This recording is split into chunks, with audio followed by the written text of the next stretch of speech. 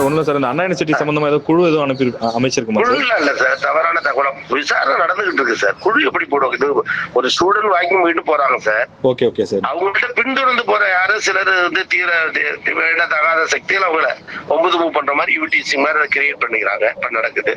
Petition கொடுக்குறாங்க, காவல்துறை விசாரிக்குது, நடவடிக்கை எடுக்கப்படும். ஆனால் வளாகத்துக்குள்ள இது போல இல்லாம இருக்கிறது பல அச்சுறுத்தல் கொடுத்துருவோம். குழுக்கள் அமைக்கிறது முயற்சி எடுக்கிறோம், அவைகள் தொடரும். ஆனா இந்த இன்ஸ்டன்ட்டுக்கு இது வந்து நடந்து போனதுக்கு வந்து குழு இல்லை. காவல்துறை தக்க நடவடிக்கை எடுக்கிற முழு முயற்சி எடுத்துருக்கோம். அதற்கான ஏற்பாடு நடந்துட்டு விசாரணை தொடர்ந்து ஒரு அரை மணி நேரத்துல என்ன எதுன்னு தெரிஞ்சிடும் சார். ஓகே. சார் இப்ப அது அந்த ஸ்டூடெண்ட் வந்து நம்ம வெளியில இருந்து வந்த ஸ்டூடெண்ட் சார் இல்ல ஹாஸ்டல் ஸ்டூடெண்ட் சார்? நம்ம ரெகுலர் ஸ்டூடெண்ட் வாக்கிங் போயிட்டு வரும்போது பின்தொடர்ந்து வந்த சிலர் விஷக்கிருமிகள் இது மாதிரி பிள்ளைகிட்ட மூவ் பண்ணிருக்கு. அது பெட்டியும் கொடுத்துருக்கு, நடவடிக்கை எடுக்கிறது. சிசிடிவி வச்சு அதுக்கான ஆளுகளை பிடிச்சி விசாரணை தொடருது. சிசிடிவி மூலமா ஆளுங்க அடையாளம் எதுவும் கண்டிருக்காங்களா சார்? ஆமா சார்.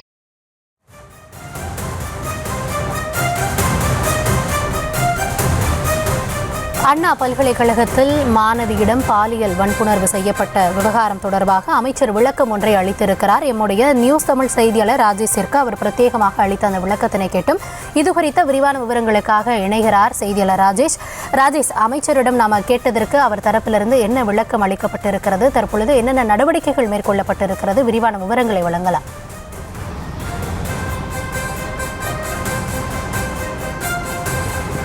கௌதமி வணக்கம். அண்ணா பல்கலைக்கழகத்தினுடைய வளாகத்தின் முன்புதான் நாம் தற்போது இருக்கிறோம். இந்த விவகாரம் தமிழகம் முழுவதும் மிகப்பெரிய பரபரப்பை ஏற்படுத்தியிருக்கிறது. காரணம், அண்ணா பல்கலைக்கழகம் ஒரு முக்கியமான ஒரு பல்கலைக்கழகம், ஒரு பெரிய பல்கலைக்கழகம். இந்த பல்கலைக்கழக வளாகத்தில் மாணவிக்கு பாலியல் சீண்டல் நடைபெற்றது என்பது ஒரு மிகப்பெரிய ஒரு அச்சுறுத்தலை, ஒரு பரபரப்பை ஏற்படுத்தியிருக்கிறது. இது தொடர்பாக உயர்கல்வித்துறை அமைச்சரிடம் நாம் கேட்டபோது இந்த சம்பவம் வெளிநபர்களா யார் என்ற அந்த விசாரணை நடைபெற்று வருகிறது. சம்பவத்தால், அதாவது நேற்றைய தினம் இரவு மாணவி, இந்த கல்லூரி விடுதியிலே தங்கி இருக்கக்கூடிய மாணவி, அவர் உணவு அருந்திவிட்டு வாக்கிங் சென்றிருக்கிறார். வாக்கிங் சென்ற போதுதான் அடையாளம் தெரியாத நபர் ஒருவர் வந்து பாலியல் சீண்டலில் ஈடுபட்டதாக அமைச்சர் தெரிவிக்கின்றார். எனவே காவல்துறை இது தொடர்பாக முழுமையாக விசாரணை நடத்தி வருகிறது. இன்னொரு அரை மணி நேரம், ஒரு மணி நேரத்துக்குள்ளாக உண்மையான அந்த முழுமையான தகவல்கள் அனைத்தும் வெளிவந்துவிடும் என்றும் அவர் குறிப்பிட்டிருக்கின்றார். எனவே இந்த விஷயத்தை பொறுத்தவரையிலே அண்ணா பல்கலைக்கழகத்தில் தற்போது இன்றைய தினம் கிறிஸ்துமஸ் என்பதால் விடுமுறை விடப்பட்டிருக்கிறது.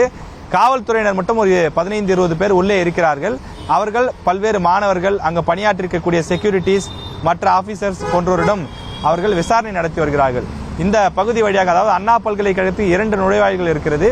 அதில் இது ஒரு நுழைவாயில். இந்த வழியாக செல்லக்கூடிய வாகனங்கள் அந்த அண்ணா பல்கலைக்கழகத்தின் அடையாள அட்டை இருக்கக்கூடிய நபர்களை மட்டும்தான் உள்ளே செல்ல அனுமதிக்கிறார்கள். மற்ற நபர்கள், வெளியாட்கள் யாரும் உள்ளே செல்வதற்கு அனுமதி மறுக்கப்பட்டிருக்கிறது. நாம் சில மாணவர்களை சந்தித்து அவர்களிடம் பேசினோம் என்ன நடந்தது என்பது குறித்து.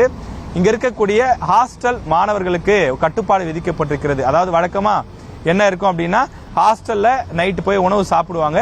8:30 மணிக்குள்ளாக அவர்கள் கட்டாயம் விடுதிக்கு வந்துவிட வேண்டும். ஏன்னா 6 மணிக்கு ஒரு அட்டெண்டன்ஸ் எடுப்பாங்க, 8:30 மணிக்கு ஒரு அட்டெண்டன்ஸ் எடுப்பாங்க சார். அதனால 8:30 மணிக்கெல்லாம் வந்து அந்த கேர்ள்ஸ் ஸ்டூடெண்ட் வந்து உள்ள வந்துருவாங்க. பாய்ஸ் ஹாஸ்டலை பொறுத்த வரைக்கும் 9:30 வரைக்கும் அலோடு உண்டு. 9:30க்கு வந்து அட்டெண்டன்ஸ் எடுப்பாங்க. அதுக்குள்ள எல்லாரும் ஹாஸ்டலுக்குள்ள வந்துடணும்னு சொல்றாங்க. மாணவிகள் கொஞ்சம் பேர் சாப்பிட்டுட்டு வாக்கிங் போறது வழக்கம். அந்த மாதிரி வாக்கிங் போன சமயத்துல தான் அவர் வந்து அண்ணா பல்கலைக்கழகத்திலே படிக்கக்கூடிய விடுதியை சேர்ந்த மாணவரா அல்லது வெளியிலிருந்து வந்த வேறு ஏதேனும் நபரா என்பது குறித்து விசாரணை நடைபெறுகிறது. அந்த மாணவி வாக்கிங் சென்ற போது அவரை பின்தொடர்ந்து வந்து அவரிடம் பாலியல் சீண்டலில் ஈடுபட்டதாக அமைச்சர் தெரிவிக்கின்றார். எனவே இது குறித்து மாணவி தரப்பிலும் புகார் கொடுக்கப்பட்டிருக்கிறது. எனவே காவல்துறை விசாரணை நடத்தி வருகிறது. மாணவர்கள்கிட்ட பேசும்போது அவங்க பார்த்தீங்கன்னா அதிகமாக புலம்புறாங்க. யூனிவர்சிட்டி ஒரு நம்பர் 1 யூனிவர்சிட்டி, ஆனால் உள்ள பார்த்தீங்கன்னா நிறைய இடத்துல லைட் இல்லை, உள்ள செடி கொடிகள்லாம் புதர்மண்டி காணப்படுது, ஒரு மாதிரி ரொம்ப இருட்டா இருக்கு. 7 மணிக்கு மேல நிறைய இடங்களுக்கு நம்மளால வெளியில போக முடியாது, அந்த மாதிரியான ஒரு சூழல் இருக்கு. எனவே இந்த சம்பவத்துக்கு அப்புறமாவது எல்லா இடங்கள்லயும் ஒரு பாதுகாப்பை ஏற்படுத்தணும். குறிப்பா அனைத்து பகுதிகளிலும் மின்விளக்கு வசதிகளை ஏற்படுத்தி கொடுக்க வேண்டும்னு சொல்றாங்க. மழைக்காலங்கள்ல அதிகமா தண்ணீர் தேங்கி நிற்கக்கூடிய பகுதியாகவும் இதுல பல இடங்கள் இருக்கு, அவற்றையெல்லாம் கொஞ்சம் சீர் பண்ணி கொடுக்கணும் அப்படின்னு சொல்லி மாணவர்கள் தரப்புல கோரிக்கை வைக்கிறாங்க.